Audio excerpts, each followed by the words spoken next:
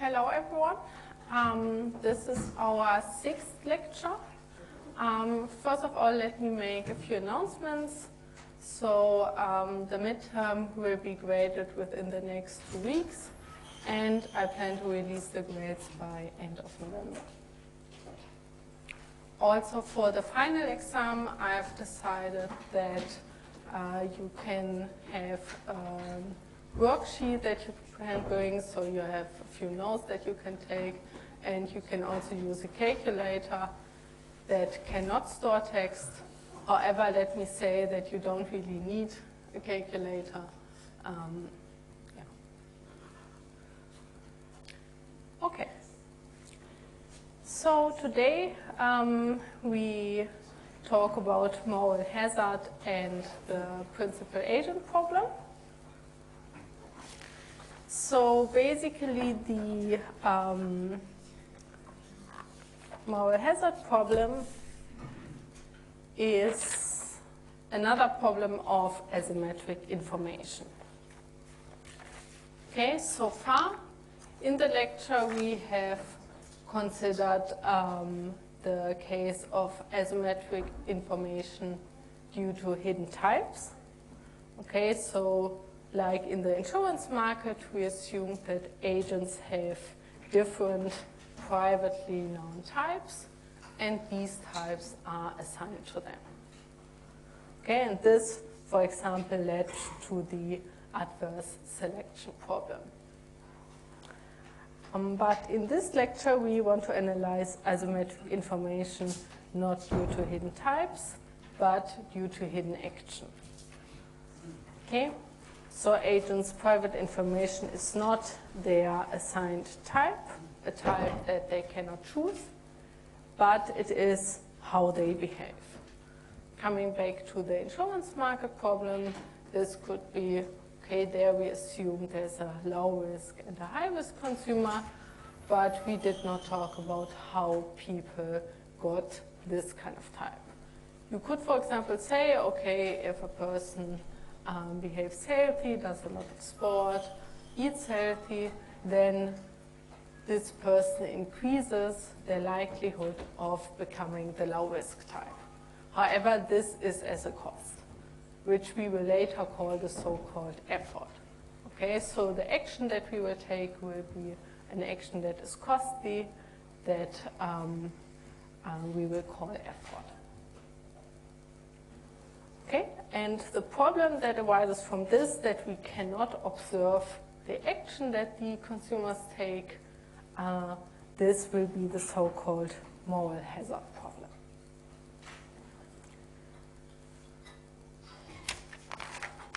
Okay, so let me introduce the model.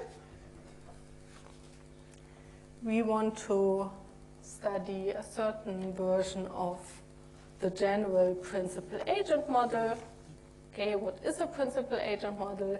There are two players, and in our example, an employer who owns a firm and who can hire an employee to perform a task. Okay, so the employer is the principal and the employee is the agent. Yes, please. The visualizer is not. Oh.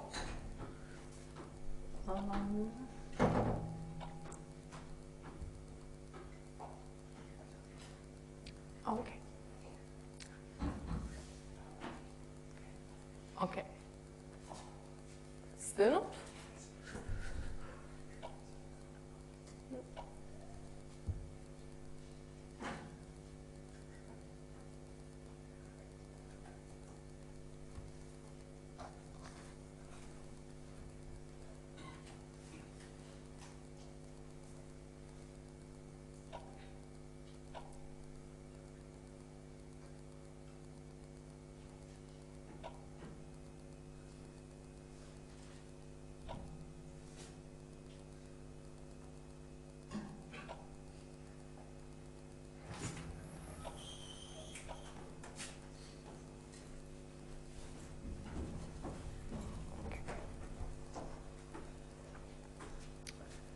So the principal agent model, the employer is the principal, the employee is the agent. And the basic idea is that we want to design a contract. So the employer wants to design a wage contract for the employee. Okay? How does our environment look like? We have two states, a good and a bad state. And we have revenue for the firm or for the employee in every state, RG and RB. And we assume that in the good state, the revenue to the employer will be higher than in the bad state. And we also assume that the employer can observe the revenue. Okay, this in particular means that the employer can write a contract that is contingent on the revenue.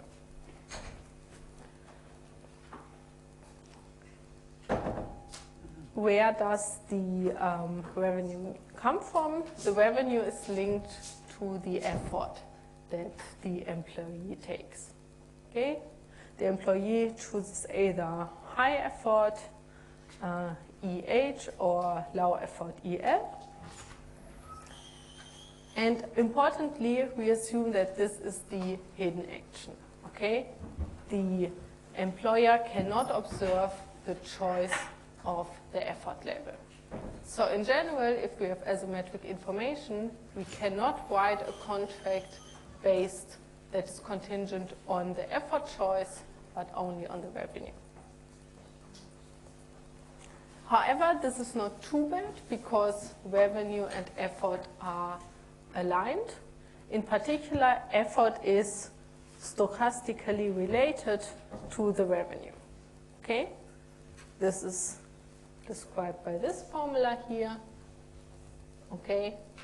PB of EH means the probability of the bad state conditional on that the employee chose the high effort.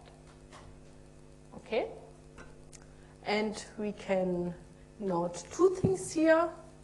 First of all, both levels of revenue or both states can occur for both levels of effort because those probabilities are strictly larger than 0 and also strictly smaller than 1.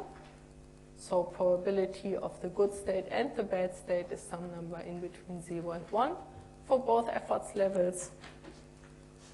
Okay, let me write this down.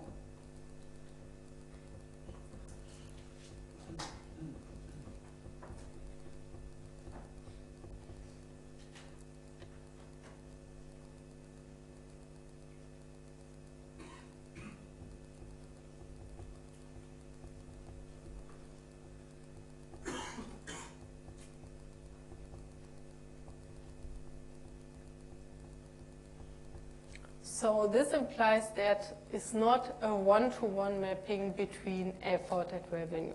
When we land the revenue, we still cannot say for sure which effort level the agent chose. So for example, if the only thing that we can say is that high effort induces the high revenue with higher probability. That is why for high effort, the probability of the bad state is smaller than for lower effort. Okay, so in particular, if the agent takes effort, then with higher probability, the revenue will be good. So if we observe the high revenue, this means either that indeed the employee chose high effort, or it might be that he's simply lucky and got the good state despite choosing no effort. The same holds true for the low revenue. Either this is because indeed the employer chose low effort, or because he's particularly unlucky and got the bad state despite having chosen high effort. Okay? So the idea is the employee will design a wage contract for both, which determines a wage in both states, WG and WB, which pays the employee the good wage, WG, if the revenue is high, that is if the good state realizes, and that pays the low wage, WB, if a lower revenue is observed.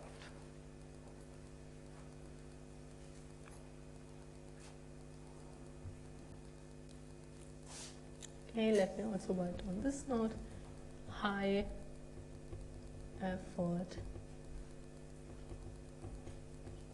increases the probability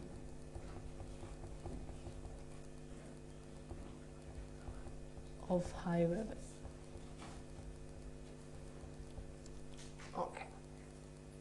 The question is, what is the wage contract that maximizes the employer's utility, that maximizes the firm's profits? This is the problem that we want to analyze.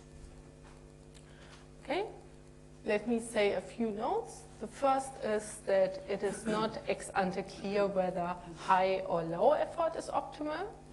It could be either efficient that the employee chooses less effort or more effort, and both can be profit maximizing. However, the best contract would be one where we could incentivize the agent by making the wage contract dependent on the effort. But since this is not possible in general with asymmetric information, we want to solve for the second best, which would be the case where the wage depends on the revenue, because this is the only thing that is observable. The wage contract can only depend on something that is observable. Okay, and later on in our analysis, we will compare those two cases. The first best, where the wage directly depends on the effort, which would also be perfect information, or second, the case where it cannot directly depend on the effort, where it depends on the revenue, which would be the asymmetric information, the second best case.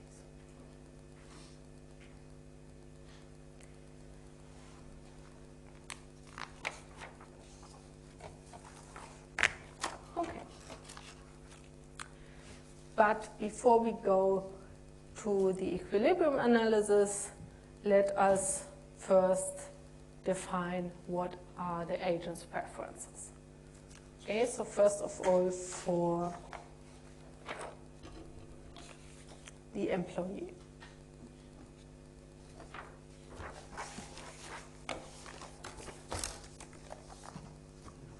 Okay.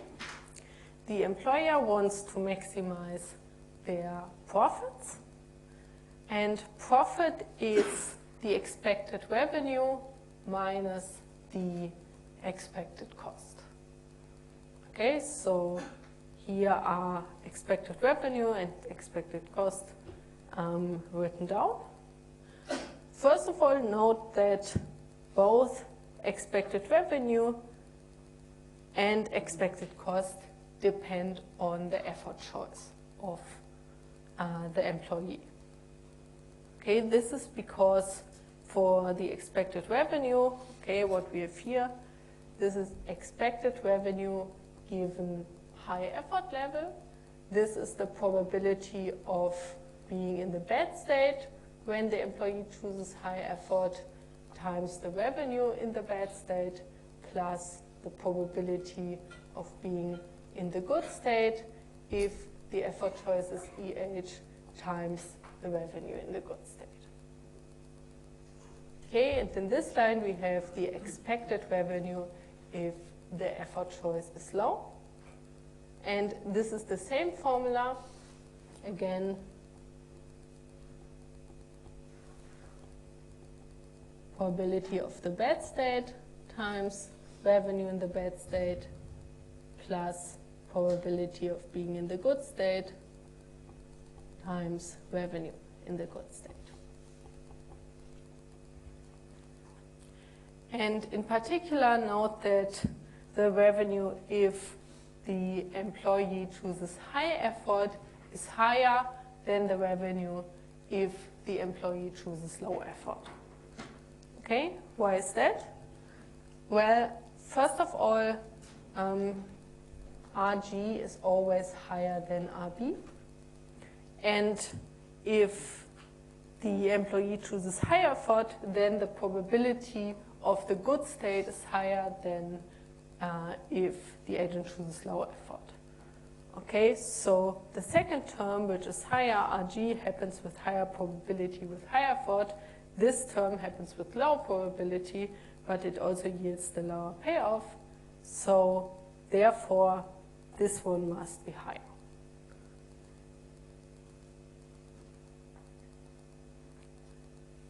Okay. What about expected cost? As I said before, it is not necessarily clear whether the firm prefers a high-effort employee or a low-effort employee. This is because costs generally go in the same direction if the wage is higher for higher revenue. Okay, what are the expected costs? The expected costs, again, depend on the effort choice and also on the wage.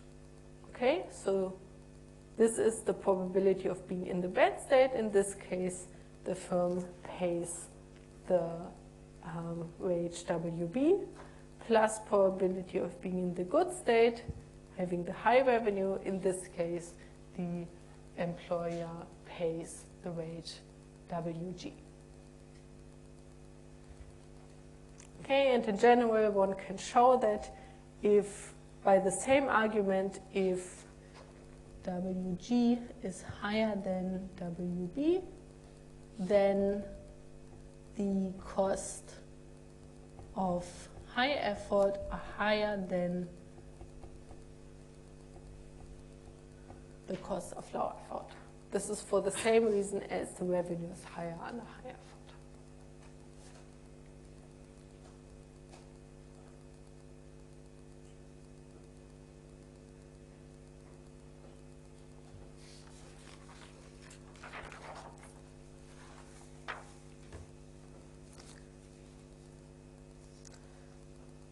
Okay. Later on, we want to find the equilibrium. And for that, we will again use a graphical approach, like we did for the insurance problem. And therefore, it will be useful that we think about iso-profit or iso-cost curves. Okay?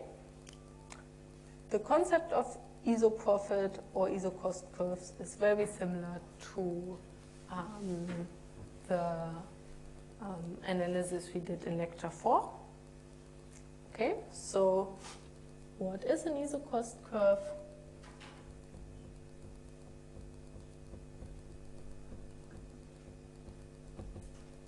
The iso-cost curve are all points in the space of the contracts. Okay, the space of the contracts. This will be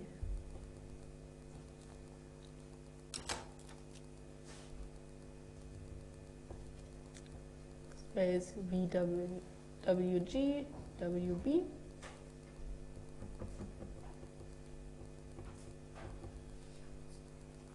So the iso-cost curve is all wage contracts such that the expected cost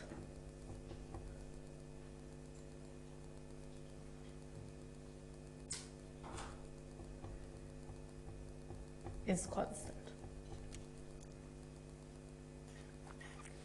In particular, note that every iso-cost curve corresponds to an iso-profit curve because expected revenues are independent of the contract.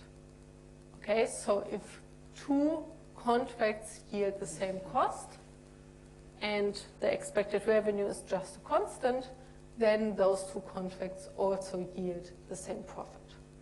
So So instead of thinking of ISO profit curves, which we usually have to do when we want to maximize profits, we can also think about minimizing cost and thus considering ISO cost curves.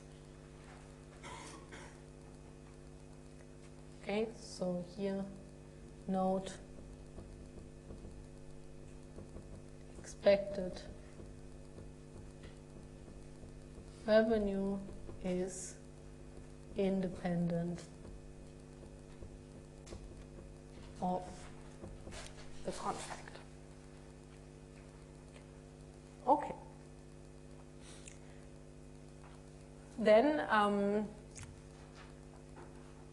when we discussed ISO cost curves, we also discussed the slope of those curves and how we can derive them. So in particular, we said, okay, given this definition of the ISO cost curve, we can take the total differential and then compute the slope of this curve. Okay, how this would work is we would take this formula here, plug it into this one, take the total differential, and then rearrange. Okay, this would be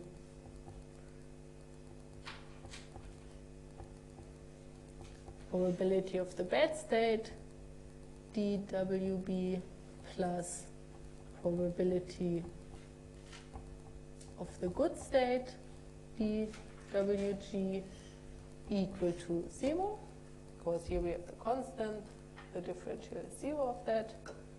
Okay, and if we rearrange this, this yields d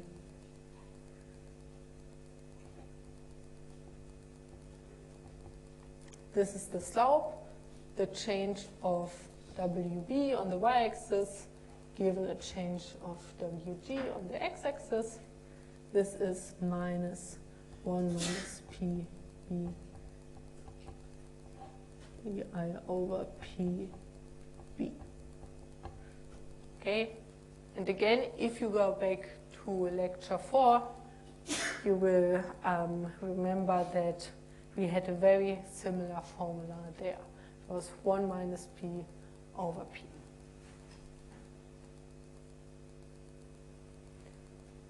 Okay, and how do those ISO cost curves look like? Well, if you would rearrange this, we would see this must be a straight line that is downward sloping because the slope here is negative. Okay, so a typical ISO cost curve looks like that. Okay, and let's say this is the ISO cost curve that belongs to a certain cost level, let's call it C bar. And let's say here we have another ISO cost curve that belongs to another cost level C bar prime.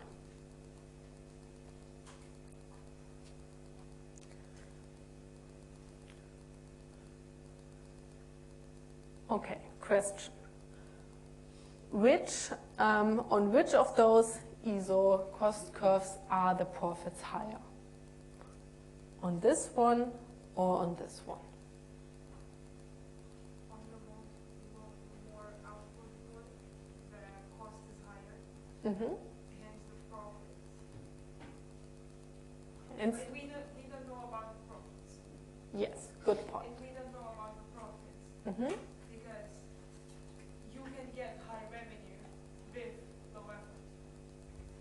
Yes, but okay, let me also say here we fix now, let's say the high effort. Sorry, I should have been clearer here.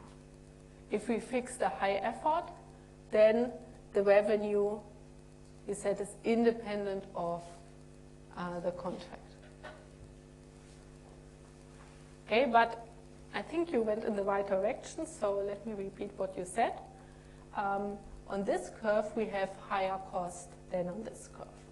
Okay, let me write this down. This one has lower cost. The expected revenue is fixed, and if we also fix the effort level, this is just some constant. The profit is then a constant minus the cost, so it is reversed. If we have higher cost, then we have lower profit. Okay, so in this direction, profits will increase.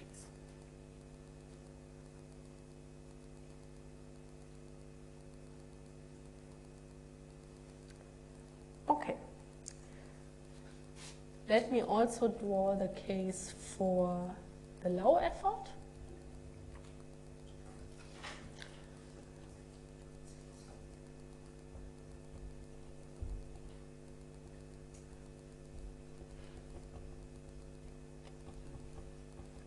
Okay.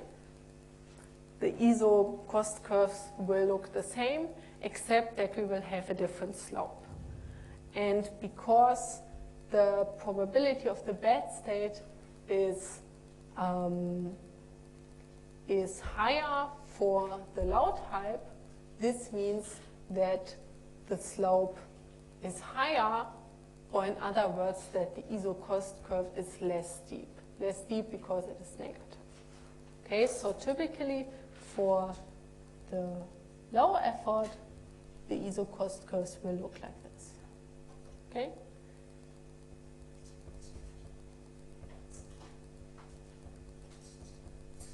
Let's call this C double prime, and here the ISO cost curve for C bar triple prime. And as before, profits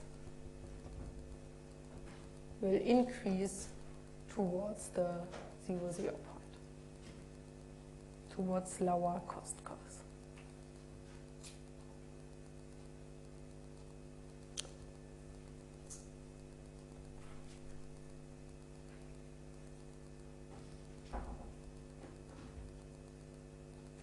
Okay, do you have any questions? Yes, please. Does that make a question mark on top of the equal sign next to the ISO cost curve? Here? No, when you wrote ISO. Oh, this one here? Yeah. This is an exclamation mark. So this equal sign with an exclamation mark means that by definition we set it equal to something, and in this case by constant.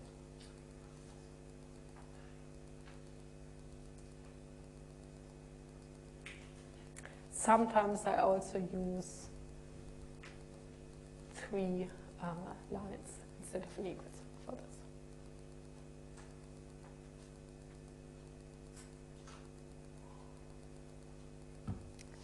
Okay.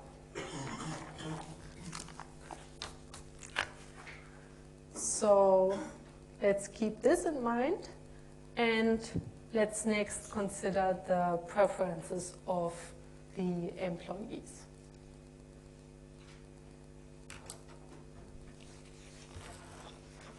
Okay.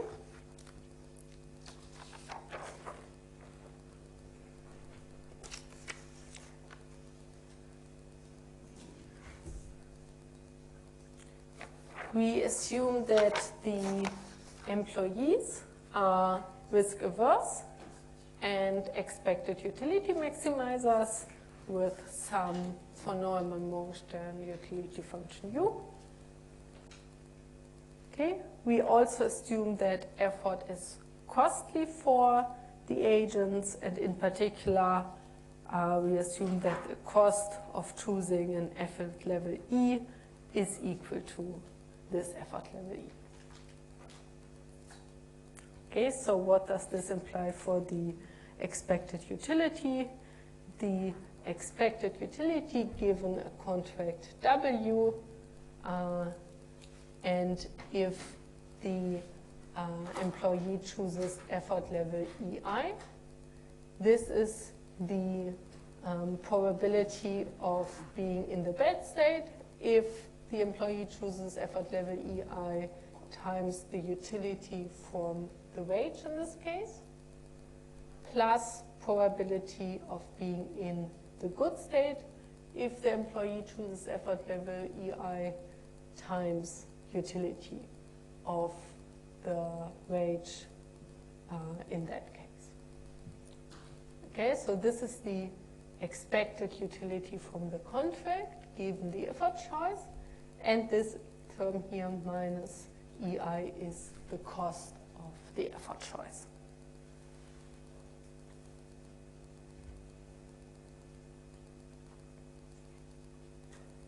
Okay, we can also make some comparative statics here. Okay, as I said earlier, for the cost of a contract for the firm, we call the cost of the contract for the firm was, we did not consider this term, and also instead of UWB and UWG, we just had WB and WG. And there I said, okay, the cost, if the wage in the good state is higher than in the bad state, then the costs are higher for high effort than for low effort. And because U is an increasing function, this also applies for the expected utility from such a contract. Okay, the expected utility from a contract is higher for high effort. However, the costs are also higher for high effort. That is, this term here decreases in high effort. Decreases because we have a minus sign here. Okay, so for the employee, we have a similar trade-off. It is also not clear for the employee ex ante which effort level is optimal. They typically get higher wages with high effort, but also have to pay higher cost. And also, we assume that the employee has a reservation utility U bar.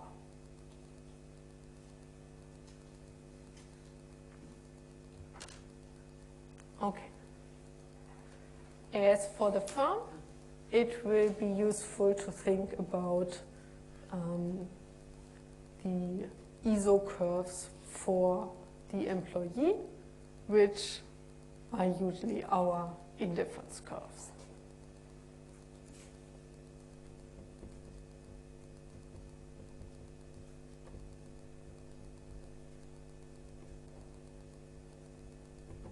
Okay, the indifference curve is all set of contracts such that the expected utility from the contract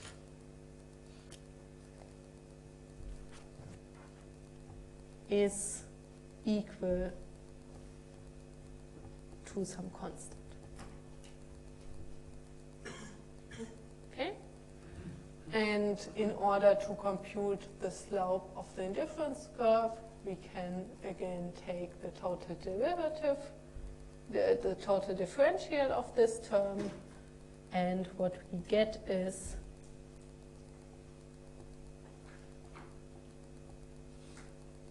that the slope is minus probability of the good state over probability of the bad state multiplied by the ratio of the marginal utilities.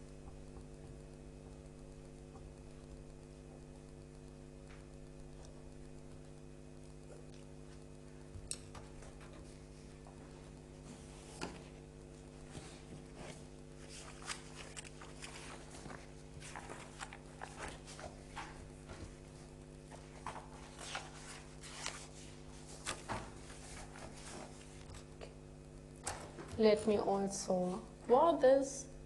So our indifference curves are typically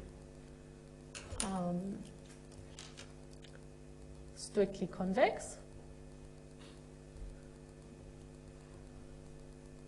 because the von Neumann-Morgenstern utility function is strictly concave.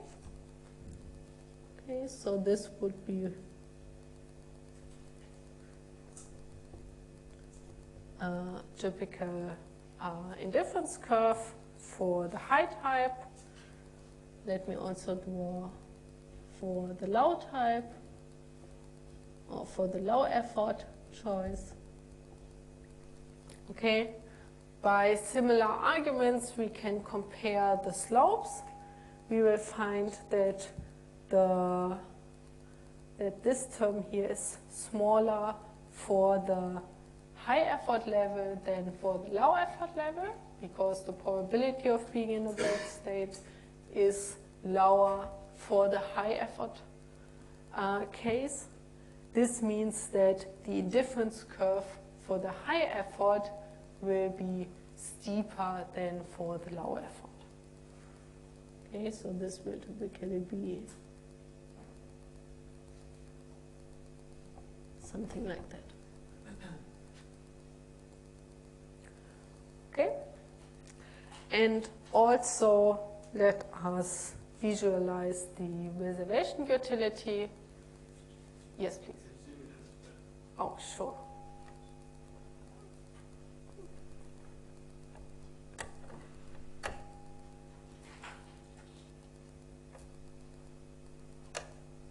Better?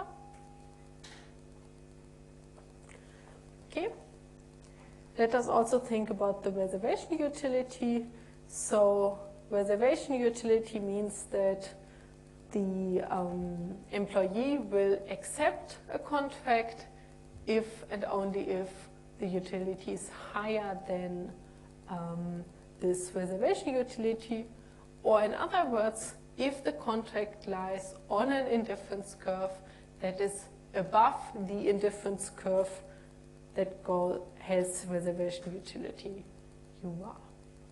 Okay, so we can say there is some kind of lowest indifference curve.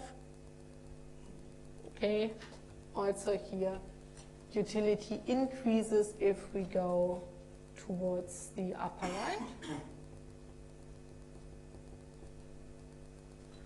And this would be the lowest feasible indifference curve. We call it PC. This is the participation constraint.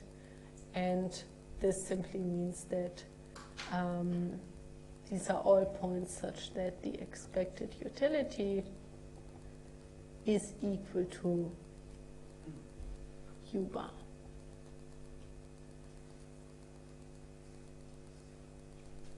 Okay, and similarly here, we have some lowest indifference curve, which we call the participation constraint of the low type, which is such that expected utility is equal to U bar.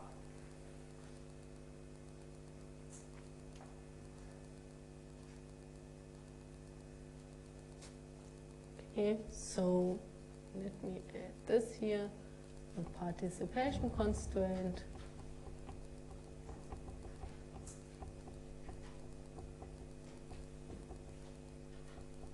This will require that the expected utility is higher than the reservation utility. Again, this will be one of the conditions that needs to be satisfied in equilibrium.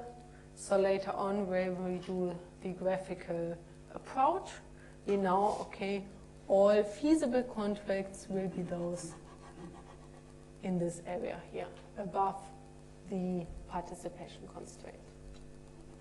And here for the low effort. These are the feasible contracts.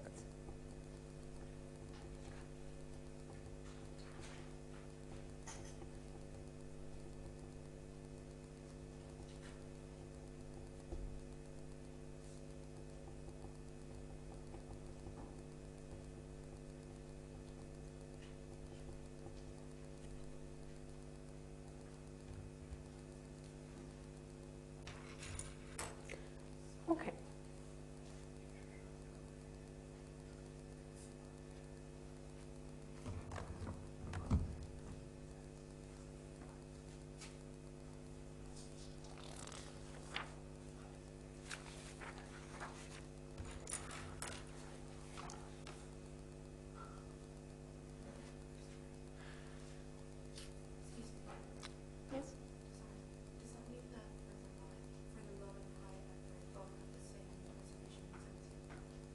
Yes, we assume that this is because effort is a choice. And the agent later chooses to be either in this graph or in this graph. So you can say, okay, initially we have one type of agent, the employee, who has a reservation utility. Depending on whether he chooses low or high effort, he will end up in this scenario or in this scenario. But it doesn't change his reservation utility.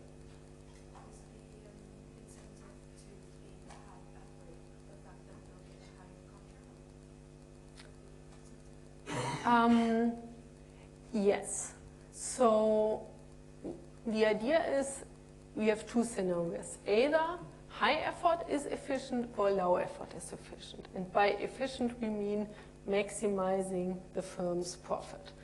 The consumer can only think, okay, given the choice by the firm, is it optimal for me to exert high or low effort?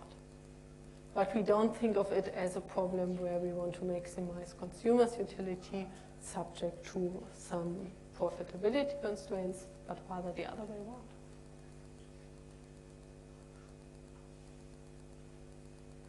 This is also why we have the participation constraint to ensure that the employees have a minimum amount of utility. Or you could also say this is their outside option of non-participative.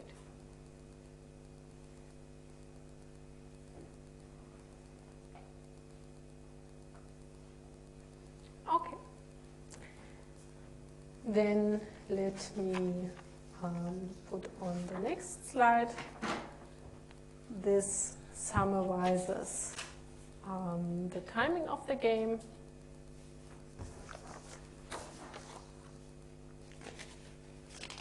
Okay, so first the employer will offer a contract WI, which consists of a wage in the bad state if the bad revenue is observed, and a wage in the good state if the good revenue is observed, and it also specifies the effort choice, epsilon I. That is why we have this I here. Okay, so you could think of this, okay, initially the employer says, I will offer this contract, and in addition I will require that the employee chooses effort level EI. And later on we have to make sure that in equilibrium, indeed, the employee will be willing to choose this effort level EI. Okay, so this is what we have in the second step. After having this being offered this contract, the employee accepts this contract plus performing the effort choice or refuses it according to the participation constraint. Then the employee, if he accepts the wage, chooses an effort level and optimally chooses the one that is prescribed by the contract WI. Okay, and finally, the revenues are realized and the employee is paid accordingly.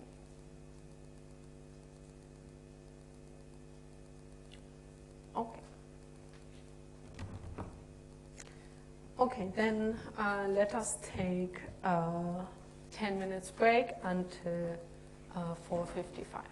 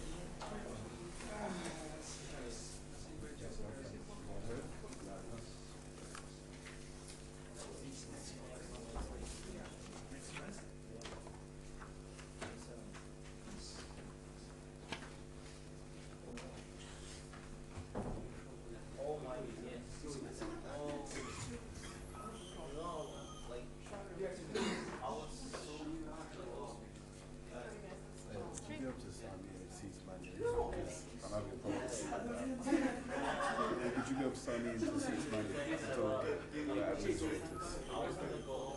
And to try to go. Can't log in. And then you have to contract those options. I can't do it.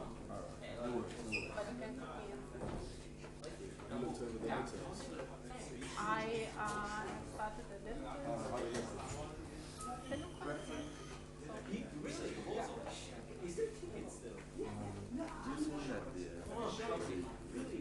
participation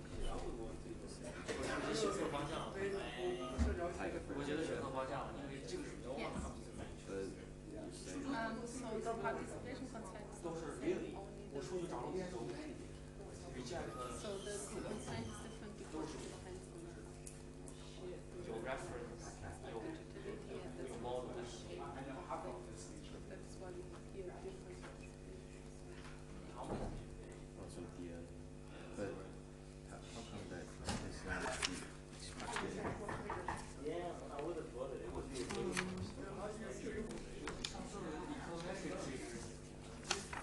So yeah, this one looks different. It's just the decreasing level, right? Yes, But the amount of it is the same. yes, the amount. But as this equation is increased by effort and is decreased by high effort, right? But so how come the amount of that will be equal for this different? Oh, this is just because in both graphs we can assign to an indifference curve any level of utility.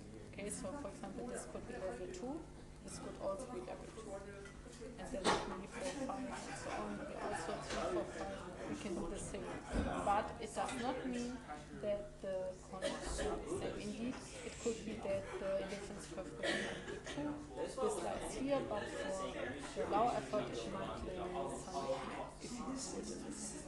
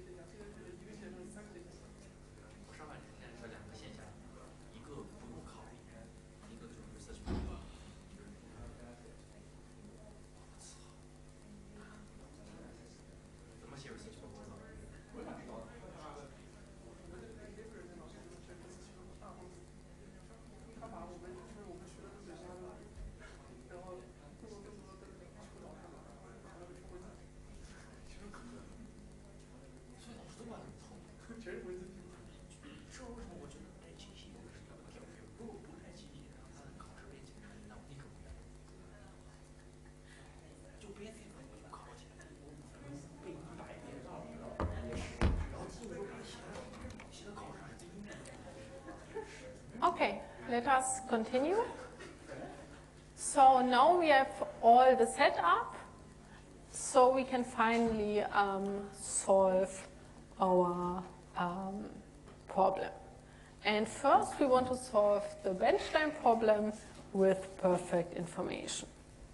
Okay, so under perfect information, we assume that effort choice is observable.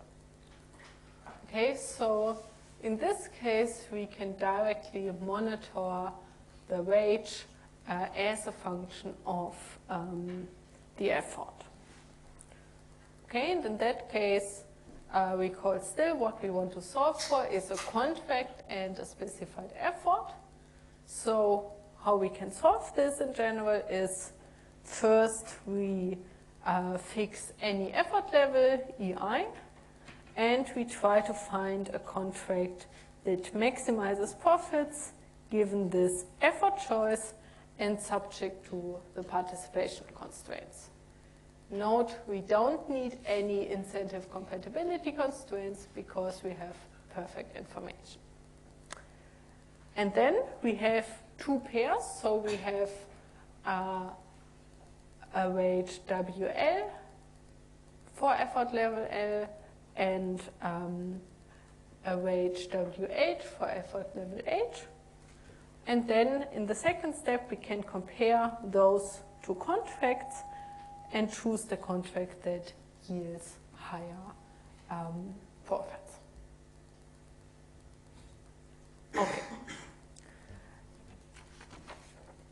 Let us see how this works in general. Okay, so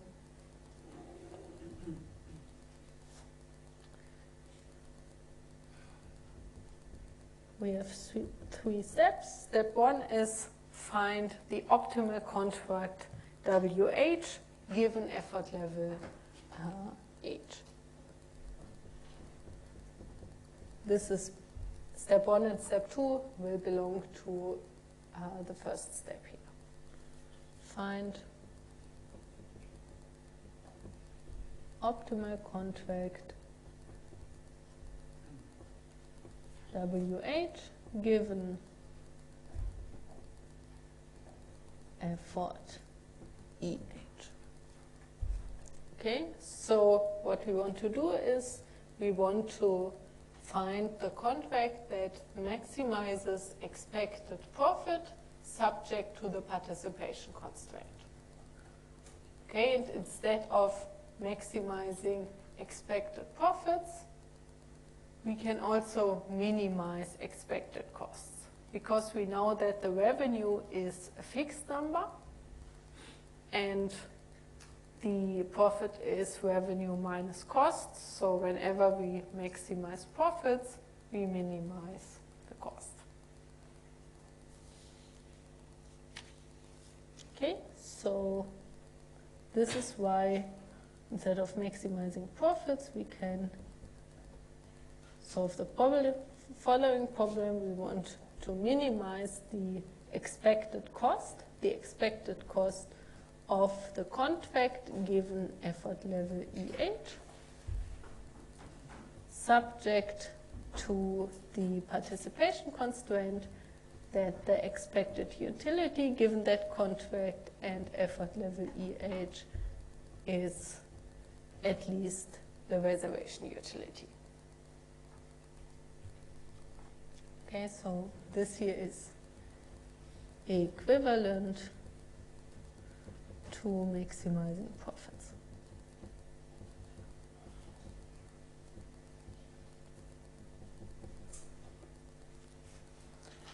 Okay. And here it will be easiest to analyze this using the isocost and the indifference curves. Because we call the cost, we can depict this as a point on some isocost curves. So the aim is to find the lowest possible isocost curve, and the participation constraint is nothing else than the least feasible, an indifference curve which is feasible, which is at the border to being infeasible, that is the PCH constraint. Okay, so let me draw what we had before in the example. So let's consider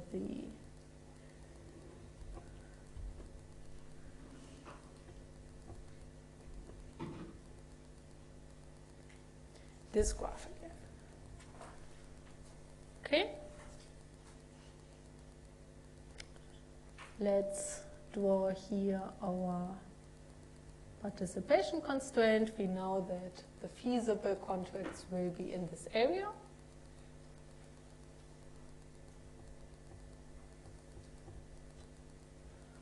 Okay, and let's start with some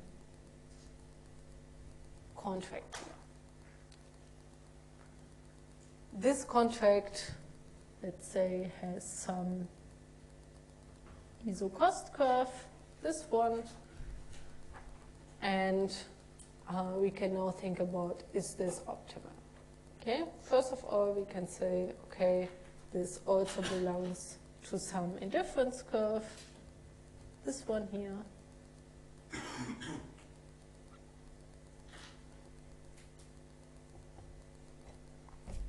Okay, but indeed, for this point, the firm could do better because they could choose a point that is below this one, that would lie on a lower indifference curve, so the employee would be worse off, but it would still be above the participation constraint.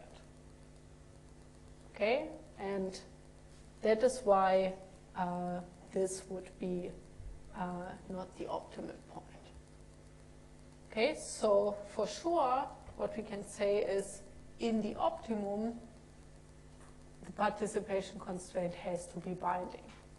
Or in other words, the optimal contract must lie somewhere here.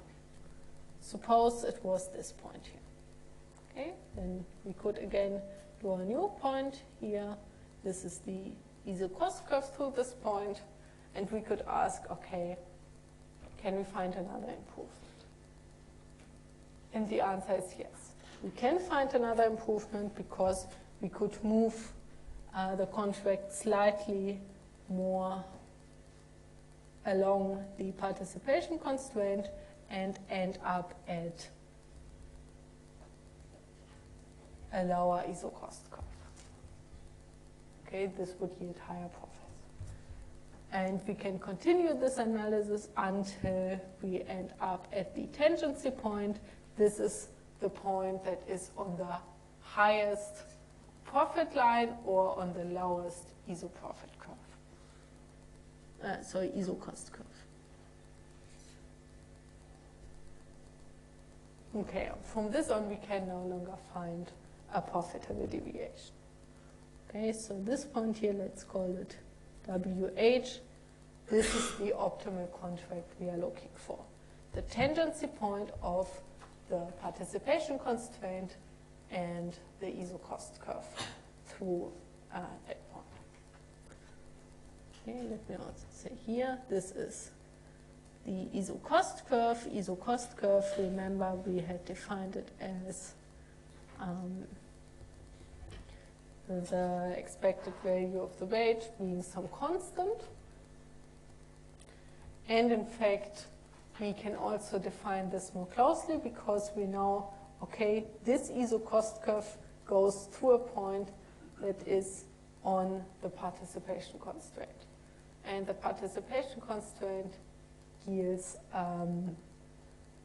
utility U bar. Okay, so at this point, the utility of the consumer must be U bar.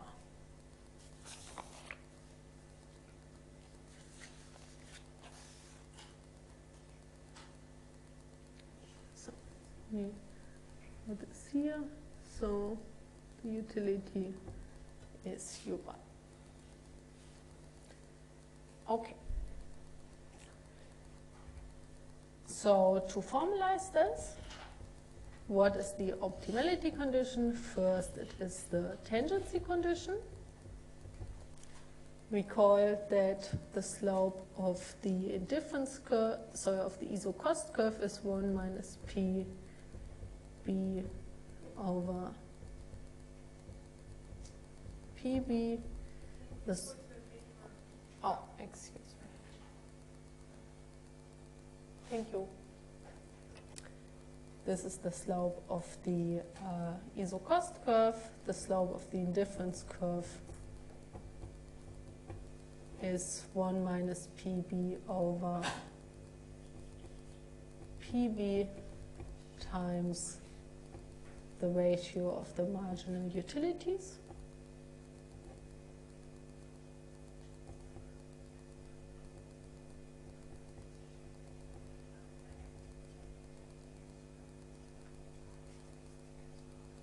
Okay, and in particular, this implies that marginal utilities must be the same, or in other words, this term must be equal to 1.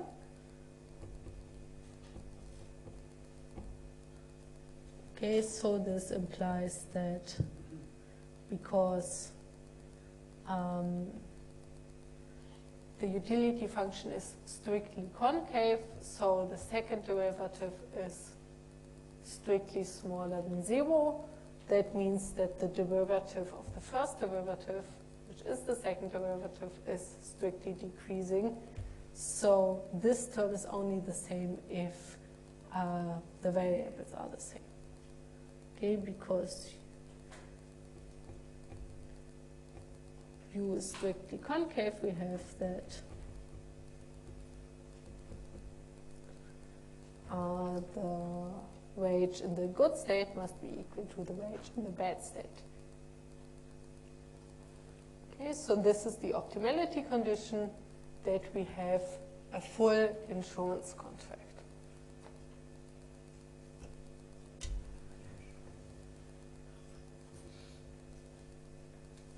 Okay, and let's define this as a value V bar H. V bar H, this is the wage in both states given the high effort under perfect information. Okay, so in other words, what we have shown is that this tendency point here lies on the 45-degree line.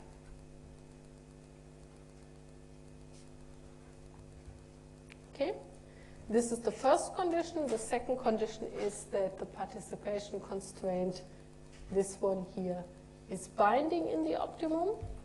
Okay, what we have here. And note that, okay, the expected utility of a wage that is constant across states, this is just utility of this wage level minus the cost. So participation constraint binding in the optimum. So our second condition is this one here. Expected utility is equal to U bar. And in our case, because the wage is the same in both states, expected utility reduces to the utility of this constant wage minus the cost. The cost is EH equal to U bar. Okay, so then we can rearrange this and get the wage level, which is, we can bring this on the other side, then we have U bar plus EH, and we take the inverse, so the inverse of U bar plus EH. Okay, so our contract is a tuple consisting of twice this expression.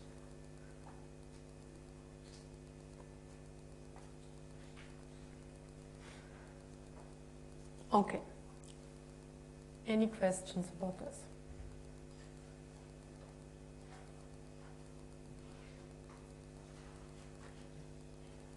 Okay. In fact, step 2 is quite similar.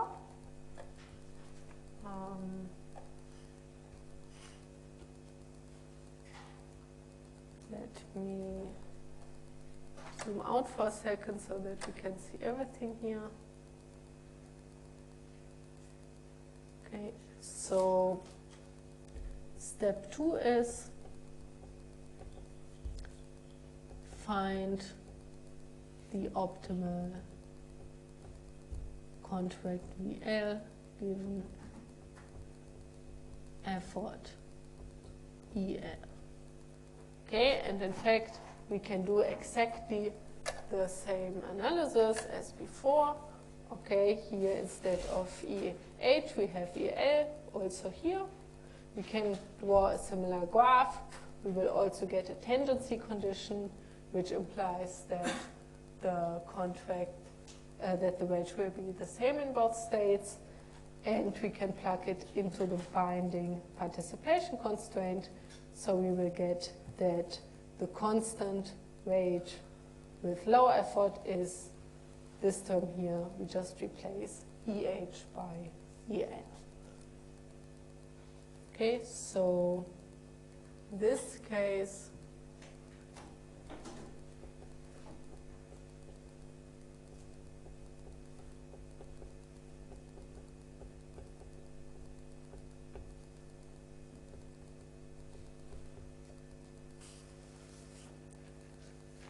we get that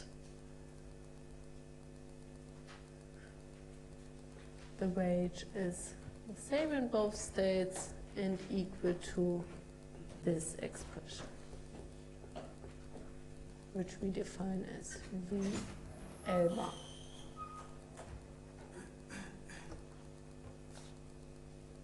Okay, we can also draw this again. Okay, so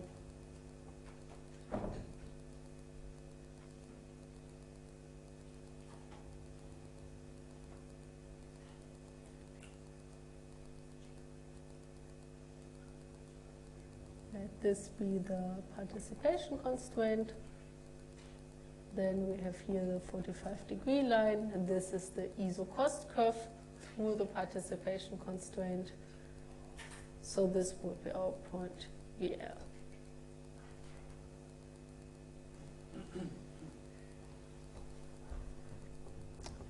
Okay. One comment here.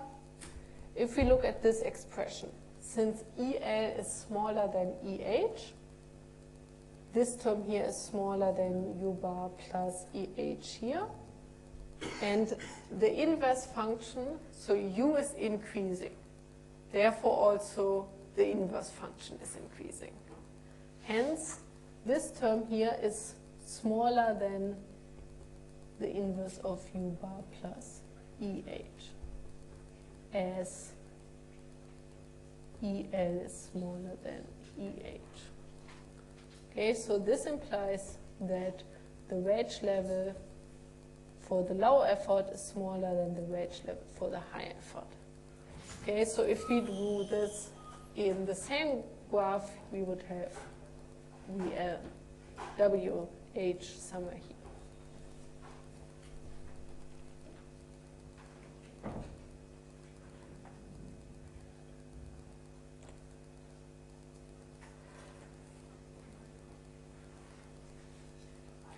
Okay, let me also say again here, of course, this would mean that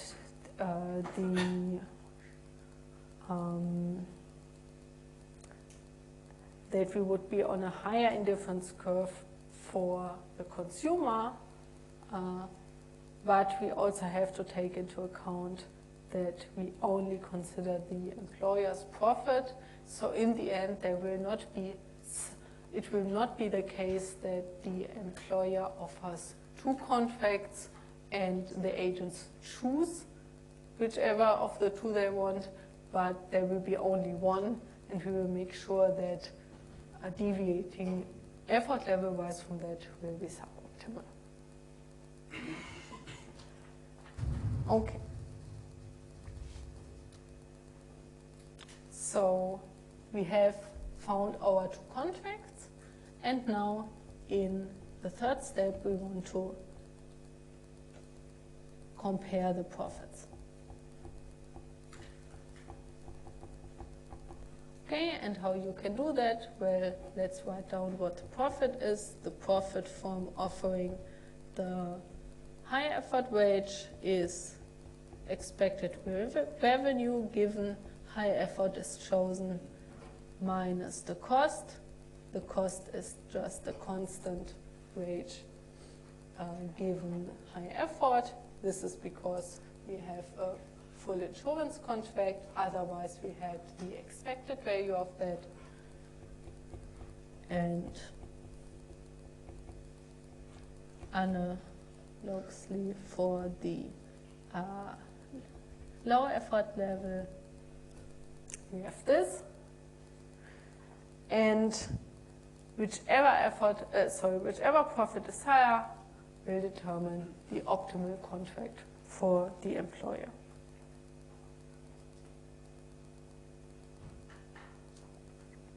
Okay, let me say a few points.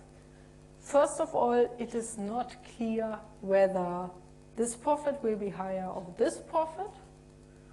Okay, this is because expected revenue will always be higher with high effort than with low effort. But as we just discussed, also the cost will be higher with high effort than with low effort. Okay, so it really depends on the model parameters such as the utility function or the actual probabilities of being in a bad or a good state, whether or not this profit will be higher than the profit with low effort. Both contracts are full insurance contracts. Okay, they both lie on the 45-degree line. And you can think of this as follows. Okay, the aim is to find an efficient effort level.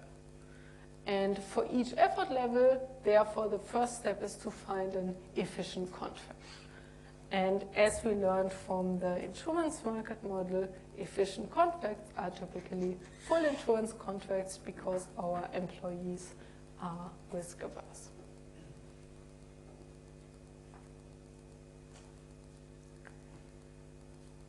Okay. Do you have any questions about this?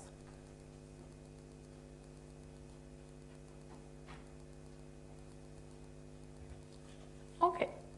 Then let me come to the case with asymmetric information.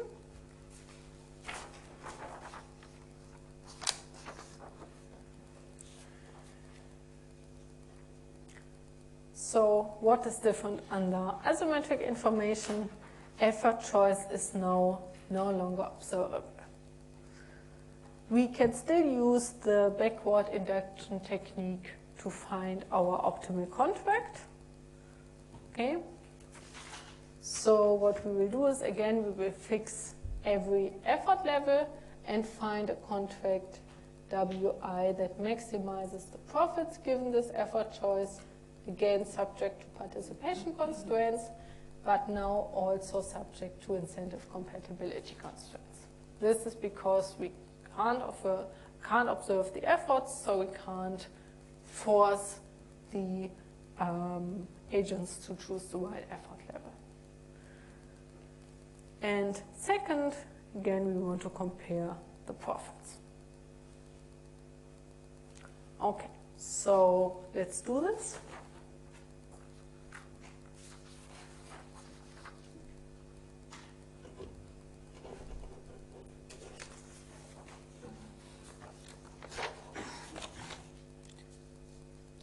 This time, let's start with the optimal contract given the lower effort choice, because this one is easier. Okay? Find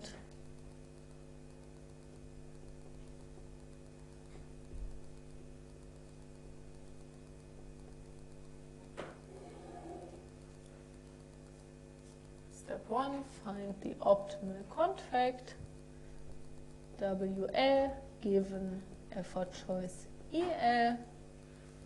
That is, we want to solve the following problem. We want to minimize the expected cost subject to the participation constraint.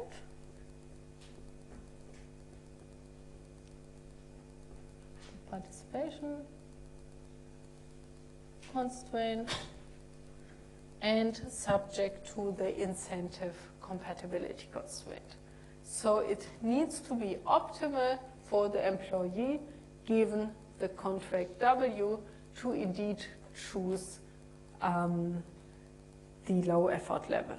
And how can we ensure this? Well, this means that the expected utility of the contract given the low effort level must be higher than the expected utility of this contract given the high effort level. This is the incentive compatibility constraint for the low agent. For the low time. I'm sorry, why do we not minus cost of effort here, expecting utility of high effort? This is included in this. This is expected utility. Expected utility is utility of only the contract minus the cost. But you are absolutely right. When we write this out, we will subtract the cost.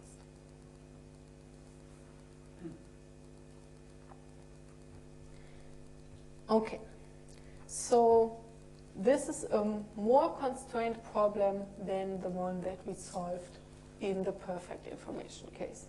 The perfect information case, we had minimize expected cost subject to participation constraint, now also subject to incentive compatibility constraints. Okay, so if anything, the expected cost will be higher, or we will find a less optimal solution. Because anything that was possible, anything that is possible here was also possible in the case with perfect information, because we didn't have the incentive compatibility constraint, but potentially even more. And the idea is, we will guess that, okay, the solution will be the same as under perfect information, and we only have to verify that it is feasible here. If it is feasible here, then it must be a solution to this problem because it was a solution to the problem with perfect information. This was the first best outcome. And indeed, this is the case. Okay, so the first best outcome, which is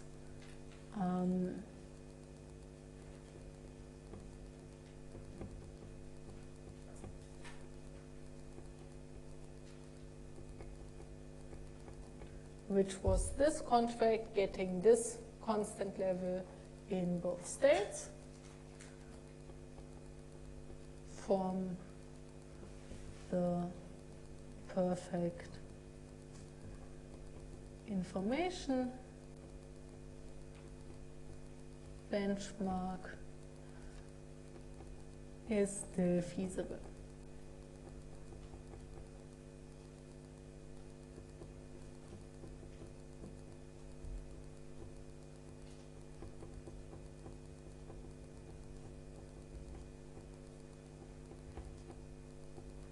As it satisfies the incentive compatibility constraint. Okay, let's verify that. Okay, expected utility is first expected utility of only the contract. Getting a constant in both states means this is simply the utility of the constant wage level.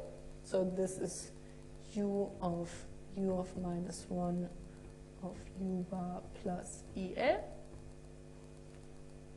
minus the cost EL, and this must be at least the expected utility given effort choice EH, which is again the same forfeit from the wage u to the power of minus 1 u bar plus EL, and now minus EH. Okay, so let me say the first term is the same because this only depends on the wage. And the second term is different because here we have expected utility from exerting low effort, so the cost is EL. Here is expected utility from exerting high effort, so here we have EH. Okay, and clearly, whatever this constant is, this is satisfied because EH is higher than EL.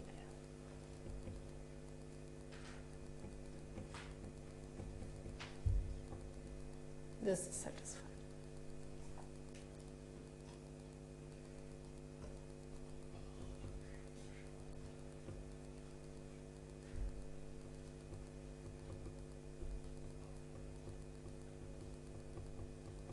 So the solution is the same as in the perfect information case.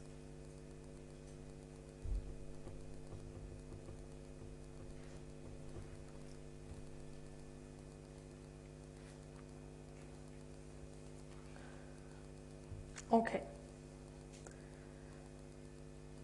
What about high effort? Okay. So step 2 is find the optimal contract WH given EH. Okay? And basically we have the same problem, minimize expected cost subject to participation and incentive compatibility constraint. Okay? We can now first think about, can we say the same? Can we simply say, okay, maybe the first best from the perfect information case is feasible, hence it must be optimal here. However, it turns out this is not the case. Okay?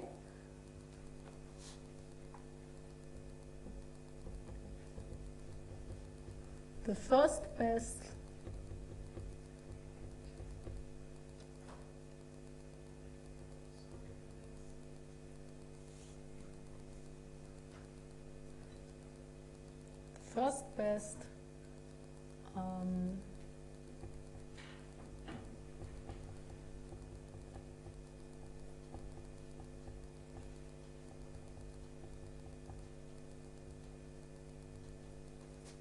here this is the same as here except that we replace EH by EL by EH.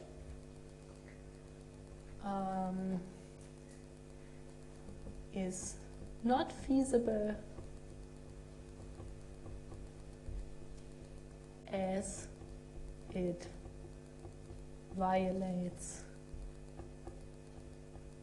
the incentive compatibility constraint. Okay, here the incentive compatibility constraint is expected utility of the wage given high effort is higher than expected utility of the wage given low effort. So it's exactly switched. Okay, and what are those? Well, here we have u minus 1, u bar plus EH minus EH is larger than u minus 1, u bar plus EH minus EL, which implies that EL must be higher than EH. And this is a contradiction.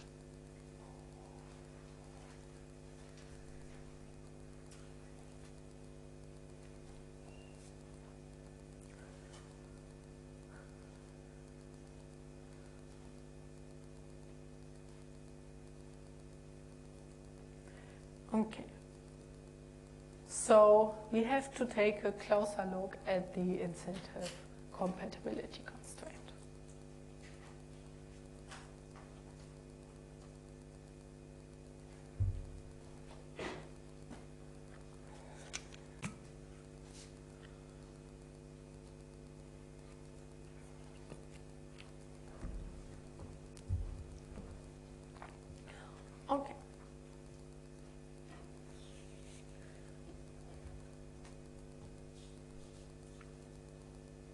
So what we want to solve is now we want to minimize this problem here, just replace EL by EH everywhere. And in order to do that, let's first of all look at the IC constraint. Let's rewrite the IC constraint. Okay, we do that to see some properties of this constraint. Okay, what is the IC constraint? Well, it is in general, because now we have a general contract where we might have different wages in the different states. So we have to properly write this down. Probability of the bad state given high effort times utility of the wage in the bad state plus probability of the good state times utility of the wage in the good state minus the cost of exerting high effort is larger than probability of being in the bad state. And now note that this depends on the low effort because the alternative is deviating to low effort times utility of the wage in the bad state plus probability of being in the good state given low effort times utility of being of the wage in the good state minus cost, EL. This is our general incentive compatibility constraint.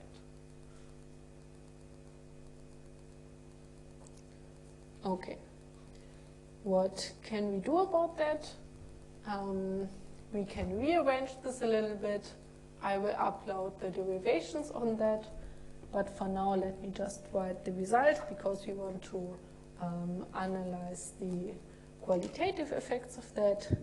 This is equivalent to U of WG being at least U of WB plus a positive constant.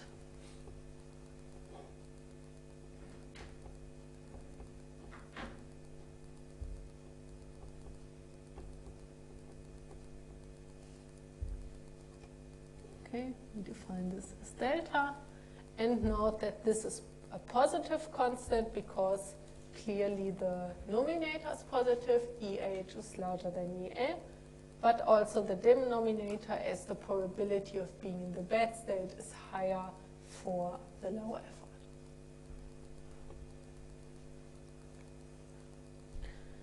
Okay, what does this imply? So whenever we have an incentive-compatible contract, it must be that the utility of the wage in the good state is at least the utility of the wage in the bad state plus some constant. So the utility in the good state is strictly higher than the utility of the wage in the bad state. Okay?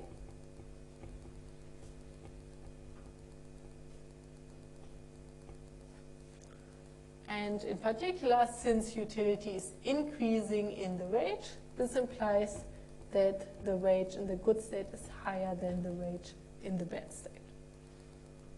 Okay, so in the optimal contract, we will no longer have full insurance. The wage levels will be different in the different states.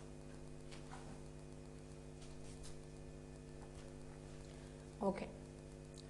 How does this look graphically?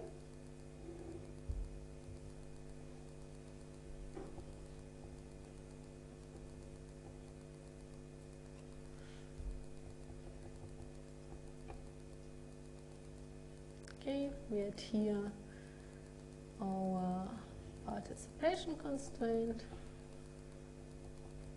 We know this is the 45-degree line. This was initially our optimal contract under perfect information. we now know for sure that we must be somewhere under the 45-degree line in the optimum.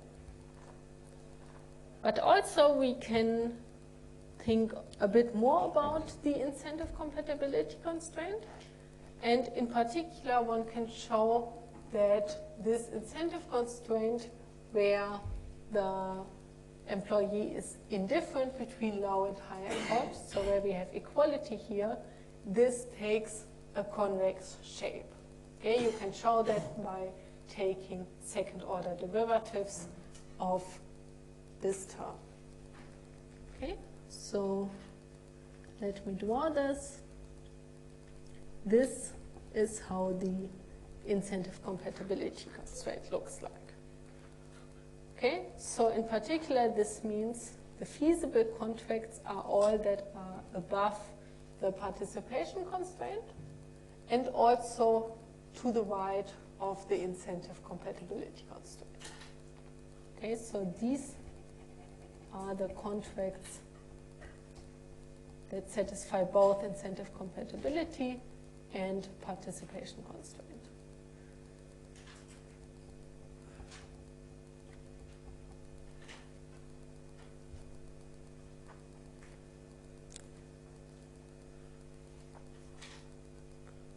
Okay, let me also write down here as a note the properties. First, this constraint, of course, lies below the 45-degree line, and it is strictly convex.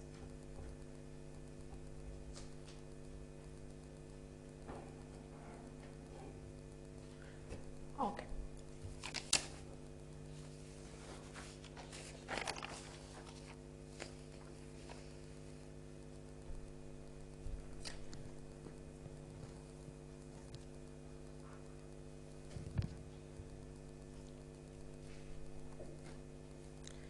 Now, what is the optimal point? It turns out that the optimal point will be the one where the incentive constraint and the participation constraint are binding. Okay, first suppose if the participation constraint was not binding, then we would be somewhere here, for example at this point. We would have some ISO cost curve here, but then we could move downwards up to the participation constraint and indeed reach a lower ISO cost curve. So this would be an improvement. Hence, the optimal contract must be always such that the participation constraint is binding. And by the same argument, we can say, okay, but if we then move further along the participation constraint to this point, then we also end up at a lower ISO cost curve. But we cannot go lower than this one, so this will be our solution. This will be the optimal contract WH star. So in the optimum, participation constraint and incentive compatibility constraint are both binding. Okay, so we have the following set of constraints. First, the participation constraint, expected utility of this contract given EH is equal to the reservation utility, and second, the incentive compatibility constraint, which is this constraint here with equality, utility of WG H star is equal to utility of WB H star plus this constant delta. Okay, so here we have two equations in two unknowns, WG H star and WB H star, and this implies that we can solve this problem with two equations and two unknowns And let me write down what the solution to this is. So the solution is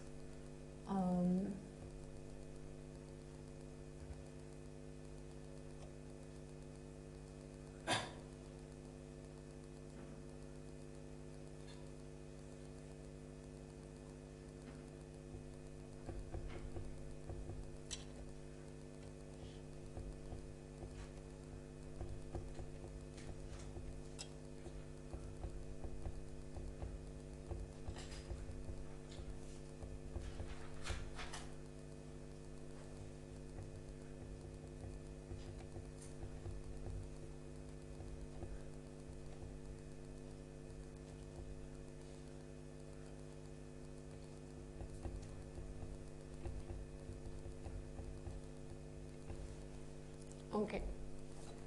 Let me make 2 points on that. So the easiest way to solve this is first consider the second constraint, plug in for u w g h star this term, then solve the first equation for u w b h star, and finally take the inverse, which yields this expression here. Okay, and for the other one, there you can rearrange the second term. You have u of wb equal to u of wg minus d. Replace u of wb by this term. Solve the first equation for u wg, and finally take the inverse. Okay?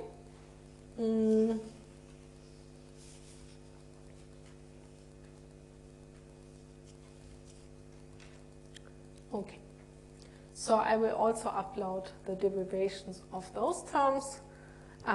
Maybe let me discuss in the last 5 minutes the economic implications of this. So first of all, asymmetric information is potentially costly for the employer, because if he implements the low effort, then nothing changes because we have the same contract.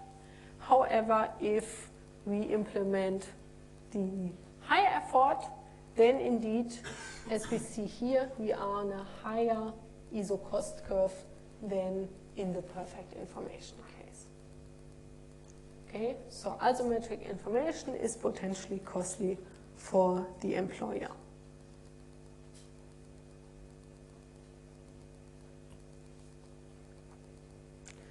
But also note that only the employer has a negative implication by asymmetric information, because both under perfect as well as under asymmetric information, employees always get the same utility. The participation constraint is always binding, therefore they always get the reservation utility.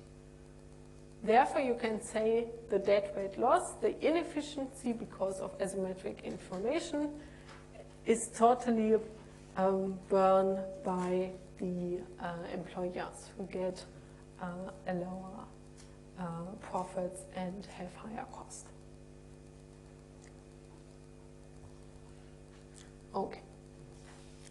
Then step 3 again here would be to compare the profits of both contracts of WL from the perfect information case and WH star. And finally, let me also say that in general we will have 3 different cases. Okay, maybe let me put this here. Okay, when we compare this, we have 3 scenarios. Scenario 1, we call that we don't know which contract is optimal both under perfect and under asymmetric information. So we have to compare, okay, what if contract WL or WH is optimal under perfect and under asymmetric information. So typically we have up to 4 different combination of cases. But one cancels out. So in particular, if WL is optimal under perfect information,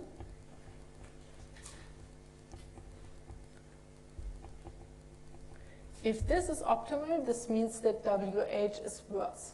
WH lies on a higher isocost curve. And since here WH star lies on an even higher isocost curve, this means that WH star is even less profitable. So if WL is already better under perfect information, that is compared to WH, it must be better under asymmetric information.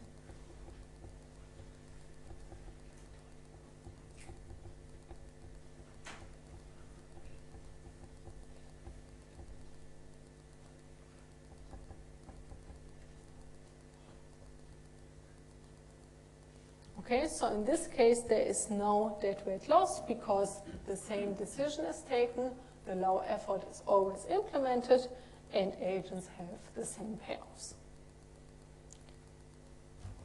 The second case is that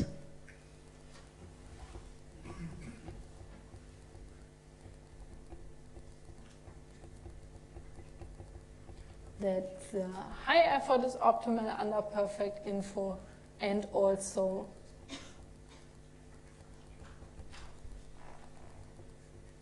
under asymmetric information.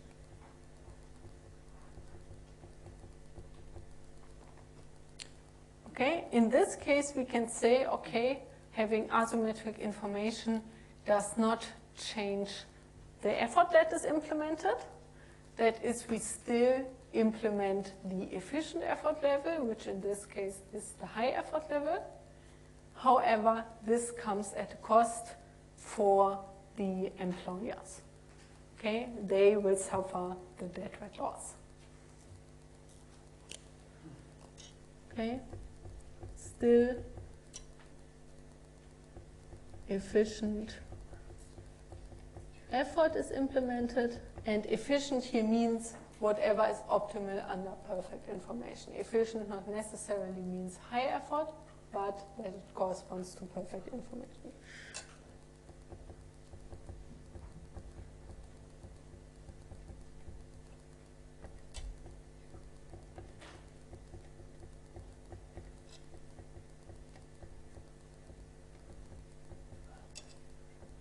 But at a cost for the employer. And the third case is if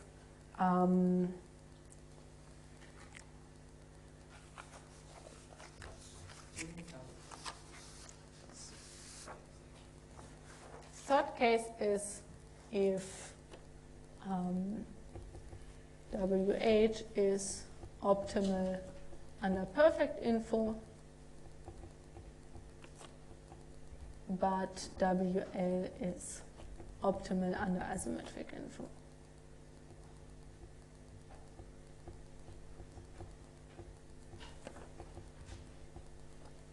Okay, in this case, there is an additional inefficiency from asymmetric information because now the efficient effort level, the high one, is no longer implementable, at least compared to the low one. So we are forced to choose the low effort level. Okay, so in this case we have an inefficiency.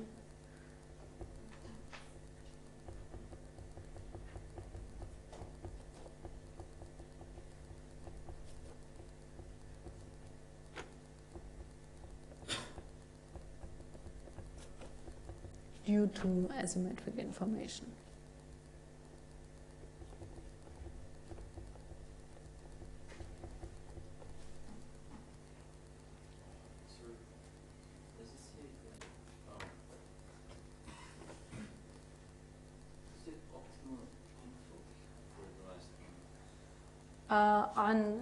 Is optimal, sorry, under perfect info.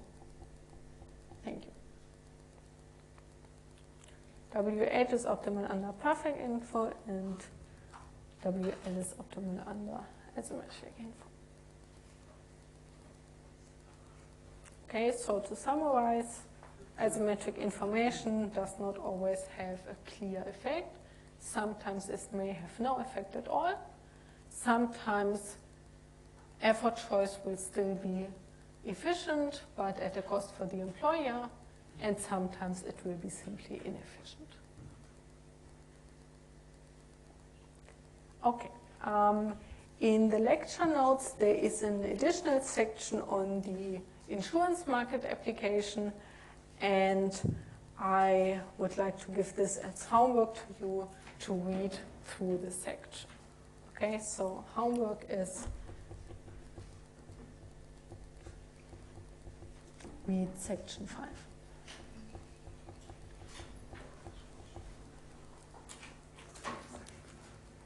Okay, then thank you very much for coming. We will have the next lecture next week. There will be no tutorials next week, but the week afterwards.